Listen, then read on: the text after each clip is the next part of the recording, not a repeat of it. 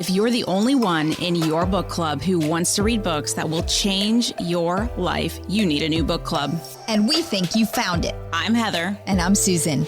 And can we be the first to say, welcome to the club.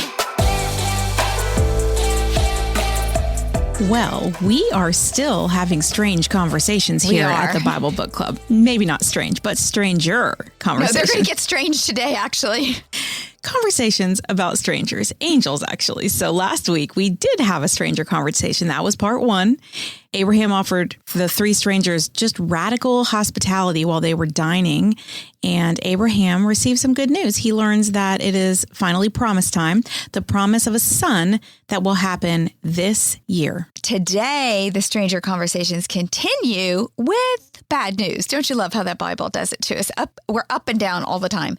The bad news is that Lot is in trouble again. Unfortunately, remember, Lot chose to live in Sodom, which was a place of such depravity that its citizens are going to be severely judged. Yes, we are heading to the story of Sodom and Gomorrah. God knows that Abraham loves Lot like a son, and he also knows that this news is going to hurt Abraham. And remember that Abraham has loved several surrogate sons over the years. Lot, his nephew, may have been the first, whom he brought with him out of Ur, followed by his servant, Eliezer, and then Ishmael. So what do we know about Sodom? Well, back in chapter 10, we learned, remember, that Noah had three sons, Shem, Ham, and Japheth. And Ham had sons named Cush, Egypt, Put, and Canaan. These are important guys in our larger Old Testament history story. Now, Cush's people become the people of Ethiopia, kind of south of Egypt. Egypt's people become the people of Egypt in northeastern Africa. Put's people become the people of Libya in northern Africa. And Canaan's people, the Canaanites, you're going to hear that a lot as we continue through the Old Testament, they settled above Africa, east of the Mediterranean, in the Promised Land. And remember, Ham and Canaan were the ones who somehow dishonored Noah when he was drunk. It had something to do with Noah's nakedness, and Canaan was cursed by Noah. Canaan's people become the Philistines, the Hittites, the Jebusites, the Amorites, the Hivites, and more. So if those names are familiar to you, just know as you progress through the Old Testament and they start battling to claim that promised land, these people are violent warriors that they have to uproot, and so Israel's always fighting them.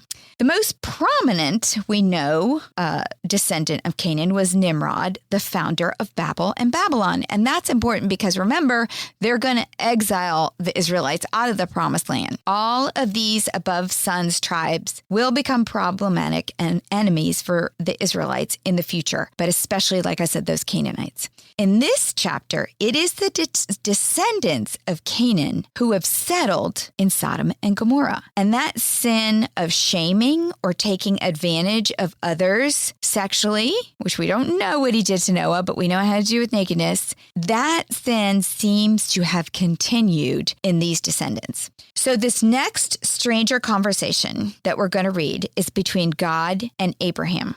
It is a conversation to remember. And actually, it is to me, one of those really, really sweet conversations where we get an inside glimpse of God, because everyone has experienced heartbreak, and everyone who's experienced heartbreak at some time or another, like, questions God about it. Like, why God? Or is this going to happen? Is this going to happen? What's going to happen next? Especially like if you've ever had a sick child or a sick spouse or something, a sick parent, you walk through that and you question. And that's okay. It's okay to ask God that's questions what we're gonna and see. to wrestle with God. This next conversation shows us that it is okay.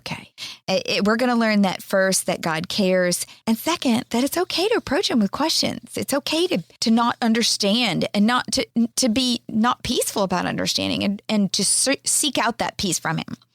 So this is conversation number 2.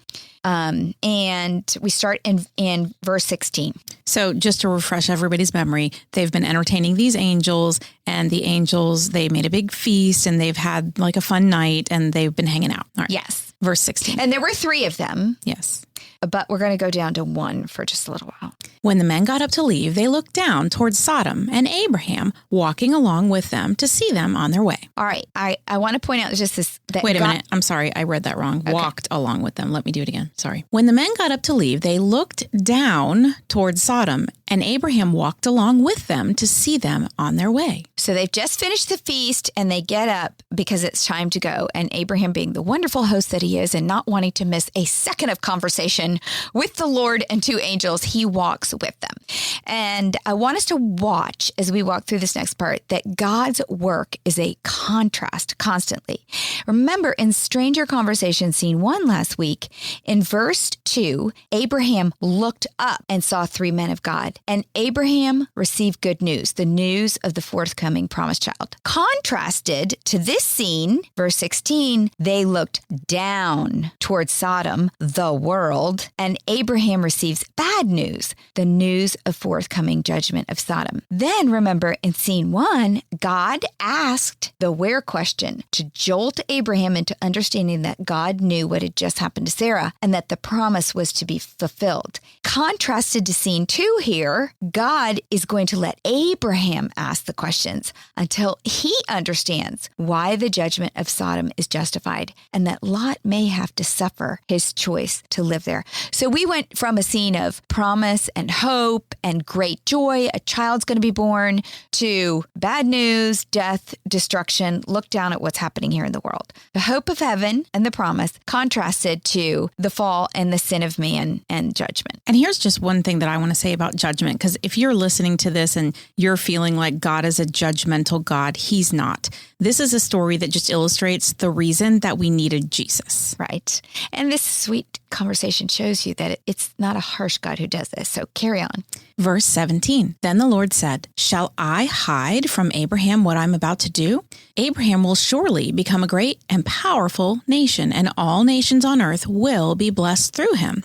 For I have chosen him so that he will direct his children and his household after him to keep the way of the Lord by doing what is right and just, so that the Lord will bring about for Abraham what he has promised him. This is such a father-child kind of play to me, because God, before he even tells him the bad news, he affirms Abraham. In this scene, God is treating Abraham like that beloved son who's just become a man. He affirms him about his favor and his future. He assures Abraham that his fate will not be the same as this bad news he's about to give about Lot, because he knows that Abraham's going to do what is right and just. It's like when your son doesn't make the team for the first time, you sit down and you tell him all the gifts he has and all the great things God's going to do in the future outside this sport. But then you have to break it to him. Now, you didn't make the team, but don't worry. It doesn't mean anything. It just means God's redirection. It just think of God this way, because it's really sweet. Verse 20, then the Lord said, the outcry against Sodom and Gomorrah is so great and their sin so grievous that I will go down and see if what they have done is as bad as the outcry that has reached me. If not, I will know. Now, you know God already knew. He sees everything. But he's explaining to Abraham. God didn't have to explain himself, but he does it out of concern for Abraham. Abraham has this tender heart, and God sees his heart. He knows his attitude. Just as he saw that Sarah didn't have a good attitude last week, he sees that Abraham does. This won't be the first sorrow Abraham faces as a leader. Then next, God patiently lets Abraham process with questions because he cares that Abraham cares. He chose this man with a compassionate heart, to be the father of his people. So watch how he lets Abraham shift his thinking, because you know Abraham is in his head going, no, not Sodom. My nephew lives there. No. Don't do anything to Sodom. Not where my precious Lot is. And so God has to bring Abraham to an understanding, and he's going to do it. Verse 22. The men turned away and went toward Sodom, but Abraham remained standing before the Lord. Then Abraham approached him and said, will you sweep away the righteous with the wicked? What if there are 50 righteous people in the city? Will you really sweep it away and not spare the place for the sake of 50 righteous people in it? Far be it from you to do such a thing, to kill the righteous with the wicked, treating the righteous and the wicked alike. Far be it from you. Will not the judge of all the earth do right? right? The first thing I want to point out is that Abraham approached and asked. And that's something we have to remember. To just sit there and sulk about our situation and be angry at God is not it's not the way we're supposed to be, clearly. I mean, that's like comparing Jonah. Remember, Jonah sulked about Nineveh. We'll get to that one day, that story. He just sulked and got angry and bitter. And Abraham doesn't do that here. He approaches, and the word in Hebrew means to draw near. He draws near. You can run like Jonah did and try to hide yourself, in a whale and jump into the sea or whatever it is to get away from God, or you can draw near. And this means as if in holy conversation, he decides that despite this bad news, he's going to trust and come closer to God. Okay, God, I don't want to understand this because it's awful to me and my heart aches, but I'm going to draw near in the hopes that you will show me. And this is the first example of intercession or intercessory prayer. That's where, someone's sick or something's happened and you can intercede knowing that God may not answer your prayers the way you want, but if you draw near to him, he will give you that peace and understanding. Abraham is concerned for the lives of these people, hoping that if he approaches to God, maybe some will be spared or maybe he will understand. But whatever way, it won't come between he and his relationship with God. And that's the important thing. When tough things happen to us, if we take that bitterness route, it can come between us and God. And we have to be vulnerable. And that's what we see Abraham doing. He's drawing near to God with vulnerability. I want to argue with you, God, but I'm going to do it with an open heart and you may change my mind. So is the real life application of that just the minute that something happens, we just need to turn to God and just start saying, God, what's going on here? Asking him, just having a conversation with him, getting into your word and reading and just listening to what he's there to tell you. And not spiraling down to the future and the travesty of it, but giving God the time to change our hearts, prepare our hearts. Sometimes we just get peace about it, not really ever understanding, but we do have peace that God's will is greater than our will. And somehow I would say that tapestry he's weaving that we're only looking at the ugly backside where the knots are all tied off. The front side is something beautiful, and whatever God is doing in our life, as harsh and awful as it is to us, as difficult as it is to understand, there is a purpose for it that we just cannot see. Which I will say sometimes when I'm in one of those situations, I'm such a doer that I'm going, okay, wait, let me figure this out. Let me try to fix this and I'm a problem solver. And I'm going to go, well, I could do it this way and that way and that way. Right. And then sometimes I'll get, 2 hours later and I'll be like, wait a minute. What I should have done is what Job does immediately when he hears that his whole entire house has been burned down, his livestock are dead and his family is in trouble. He immediately hits his knees and starts to pray. And that's why I love there's something at our church that we go to in Tampa, and it's pray first. Mm-hmm. And we have these little bracelets, and they help us remember that we have to stop and pray first before we start doing all of that problem solving. Yeah, or our head just starts mapping out solutions that may spiral us out. So I love that that's what Abraham does immediately. Mm-hmm. Verse 26, the Lord said, if I find 50 righteous people in the city of Sodom, I will spare the whole place for their sake. Well, that's not good enough for Abraham. So now he's going to ask a second time. Then Abraham spoke up again.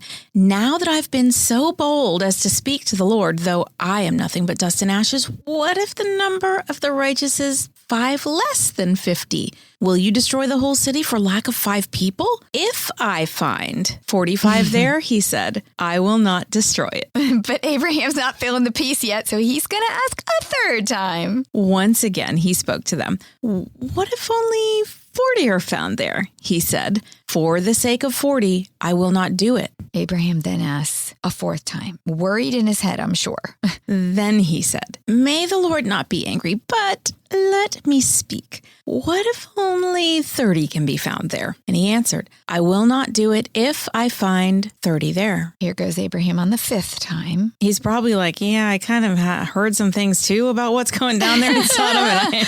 What if? Verse 31, Abraham said, Now that I have been so bold as to speak to the Lord, what if only 20 can be found there? And he said, for the sake of 20, I will not destroy it. And then we have a sixth time. Verse 32, then he said, may the Lord not be angry, but let me speak just once more. What if only 10 can be found there? He answered, for the sake of 10, I will not destroy it. When the Lord had finished speaking with Abraham, he left, and Abraham returned home. Abraham drew near with a lot of fear and whittles down this number in these 6 questions to the point that he accepted in God's affirmation that if there were a certain number of people, he would not do it. But he finally accepts that God would spare the righteous if there were any, period. Because when you get down to 10, you're basically down to Lot's family, his wife, his daughters, his son-in-laws. And that was probably as low as Abraham was willing to go without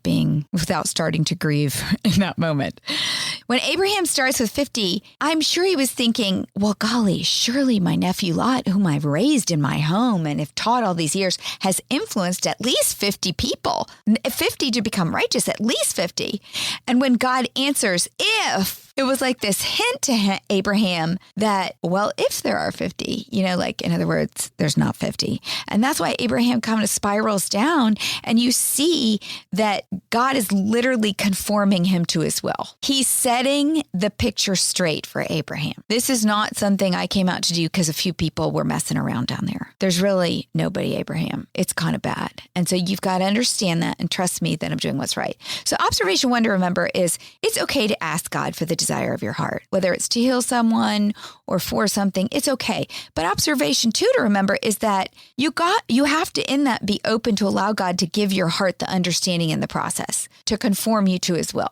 It is okay to go back and forth over time until you and God are aligned. I think it's important to remember to not to stop to struggle. Never stop struggling to align your will to God's. And it is a little bit of a struggle because remember, we're living in the fall where we have these desires and this will to do one thing, and God's trying to pull us back. And so there is going to be a tension there. We just have to remember to be open to letting God work. We have to invite him in to work in our heart. And that's what Abraham's doing by asking is, okay, I don't like that you're going to do this, but he starts out like just affirming God. You're such a great God. You're such a good God. Surely you won't do this if there's 50 people. And then when he hears God go, if, he's like, oh man, darn, it's worse than I thought. Okay, tell me, Lord, how bad is it?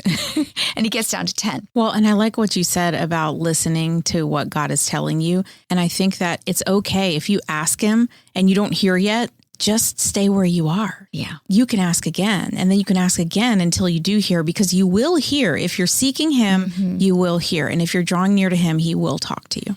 And the point is, we will find that peace. Now, I have to tell you from my own life, there have been seasons in my life, and the hardest one was probably when my youngest biological son was like 3. So I had just 3 kids at that time. And I had a pacemaker since I was 17. I had a cardiac arrest at 17. I had a pacemaker for 17 years. I had a new doctor because we were living in a new place, Tampa. For me, it was new. I had moved there right after college and had 3 kids. And all of a sudden, my pacemaker stopped. And I was with this new doctor who I'd never had any like major crisis with. So while he wasn't brand new to me because I had lived in Tampa for a few years, this is the first time we had anything major. So my pacemaker, that pacemaker I'd had for over a decade, and it stopped. And so when my husband and I went to the doctor and he told us, you know, it's not working. That's why you're having problems. He said, you really don't need a pacemaker, which we were kind of shocked because I'd had one since I was 17. And I went through a year of struggling with my health. Like there was no tomorrow. Like there were days I couldn't even get out of bed because my heart rate was so low and I have all these complications. Long story short is I felt like God had turned his face from me. Like I would wake up in the morning and think, okay, I'm just going to eat salt. I'm going to, go slow. I'm going to stand up slow. I'm going to be calm. Like I was trying to control my heart every day just to take care of my family, just to take care of my kids. You had these young kids. I had young kids and I kept like trying so hard and asking God, what do I need to do? And he says, this doctor says I don't need a pacemaker. And I really feel like there was this season where I felt like even though I was trying to draw near to God, he had turned his face from me. And we go through seasons like that. You're not always going to feel in the bubble, because I have had seasons, tough times where I felt like God carried me through it. Like I just didn't feel the pain of it like I should have, because God's peace was there. I call it being in the bubble. That's my name. It's when you go through a trial and you feel in the bubble like God's just carrying you through. I have peace about it. It's terrible. This is awful, but I have peace about it. In that season, I didn't have peace about it. And there's both. You're going to have both. But the point is, you have to keep drawing near. And there were so many things I learned in that year. I learned how to receive help from others. I learned, because I'm a do-it person. I don't like people to have to help me. I learned how to be humble, tons of things. And so just know, sometimes you're in the bubble, sometimes you're not, but you have to draw near no matter what's going on. In this case, God met Abraham in seconds. He had kind of, even though I didn't like the answers, I got to trust you, God, because you see how bad it is. So, draw near in either case. All right, moving on to scene 3. Strangers approach. This is our example of radical hostility. We had radical hospitality last week with Abraham serving. This whole next stranger scene does get really strange. And not just because there's strangers in it, the angels, just because we look at it and go, well, that was really weird. The whole kind of thing. So starting in chapter 19, verse 1. The 2 angels arrived at Sodom in the evening, and Lot was sitting in the gateway of the city. When he saw them, he got up to meet them, and he bowed down with his face to the ground. My lords, he said, please turn aside to your servant's house. You can wash your feet and spend the night and then go on your way early in the morning. No, they answered, we will spend the night in the square. But he insisted so strongly that they did go with him and entered his house. He prepared a meal for them, baking bread without yeast, and they ate.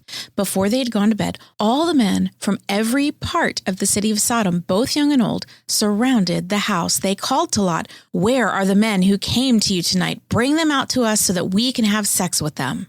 All right, so that was a lot there that I would like to get into. First, I want to talk about, this is a hostile justification for destruction. So right now, remember the reason these 2 angels left Abraham and the Lord. Remember, Abraham and the Lord are having a conversation, and the 2 angels go down to Sodom. And they're going to see how bad is it, and they're going to probably report back to God. It's time. So we don't know. We don't hear that part of it. But how hostile was this situation of sexual abuse? So here's what the commentaries kind of talk about this. First, it says, all the men of the city, young and old. Now, that's pretty extreme. All the men of the city, but that's what the verse said. All the men of the city, young and old, gathered around the house.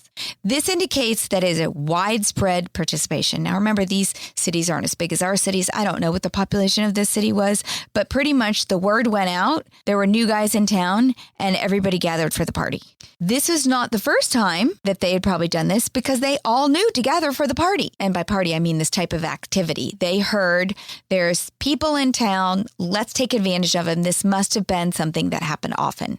Then in the next verse, we're going to see Lot calls what they are about to do wicked. So he knows what they're going to do. This has happened before. This is what goes on in the city. And Lot knew this all the time. This is not a new thing. He's not confused. Nobody's confused about what's going on here.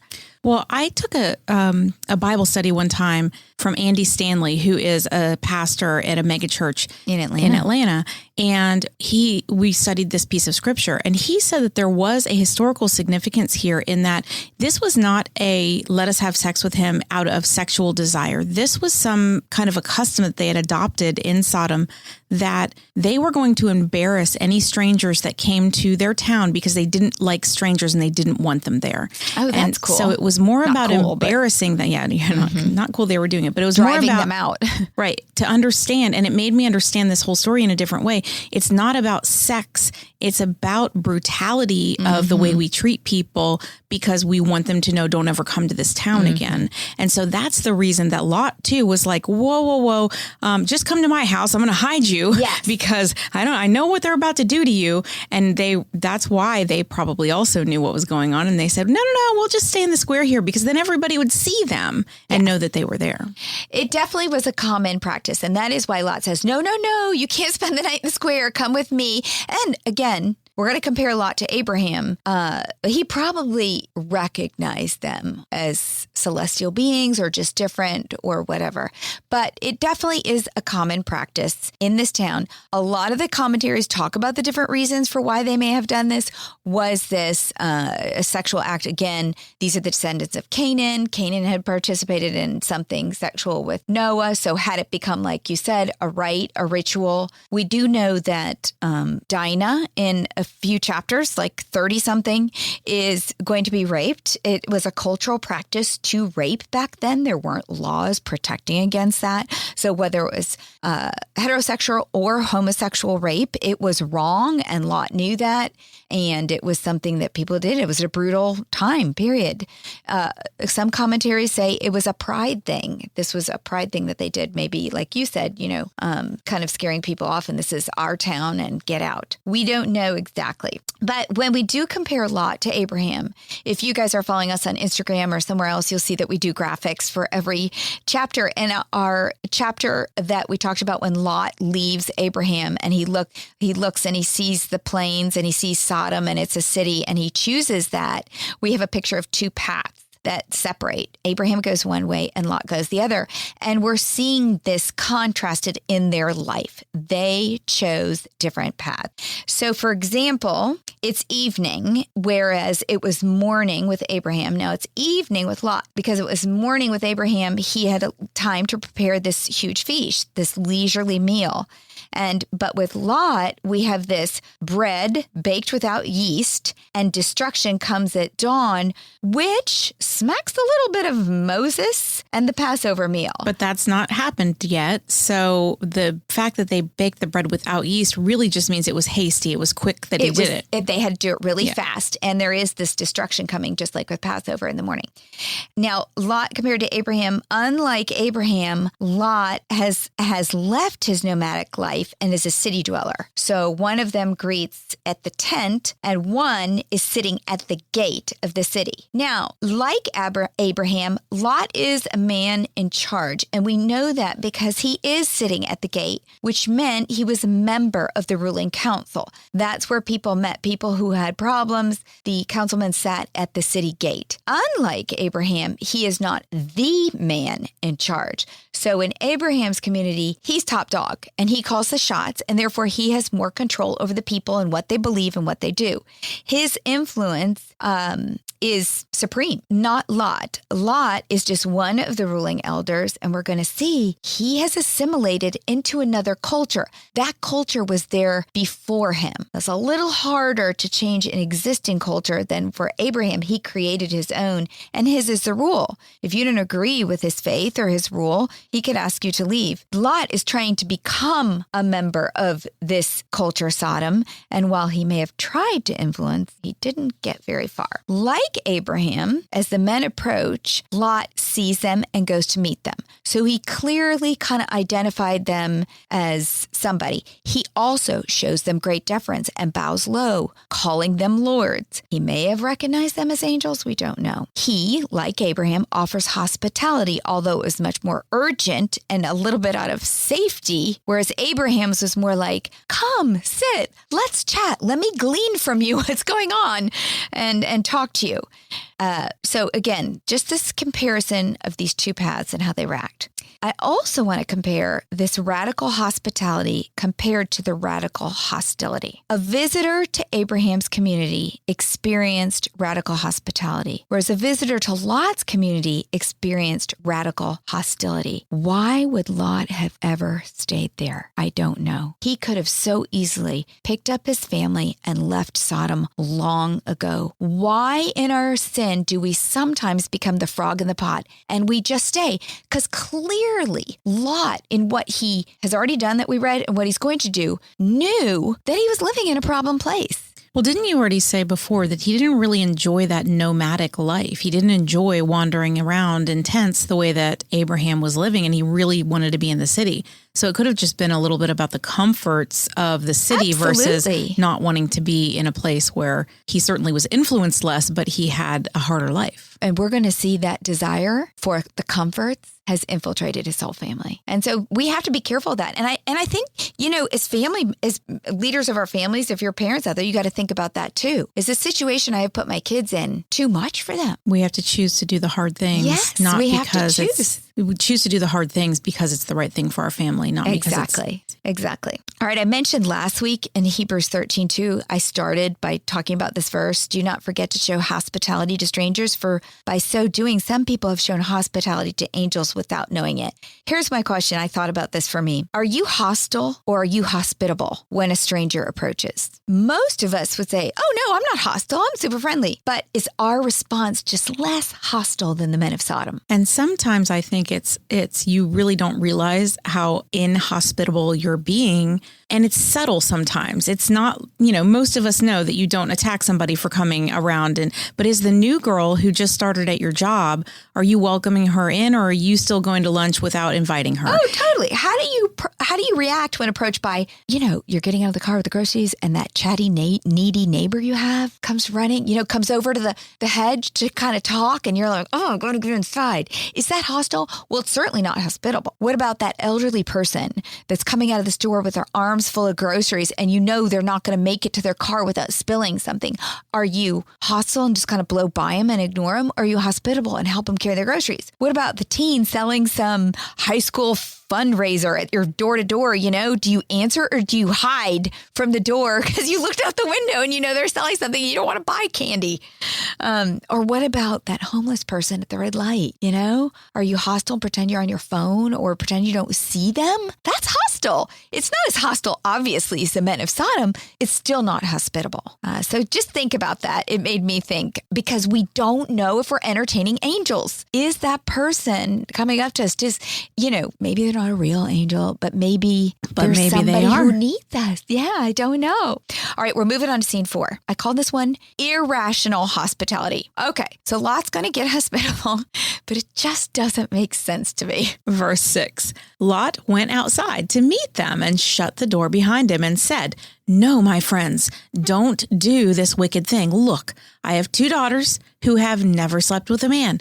Let me bring them out to you, and you can do what you like with them. But don't do anything to these men, for they have come under the protection of my roof. Get out of our way, they replied. This fellow has come here as a foreigner, and he wants to play the judge. We'll treat you worse than them. They kept bringing pressure on Lot and moved forward to break down the door.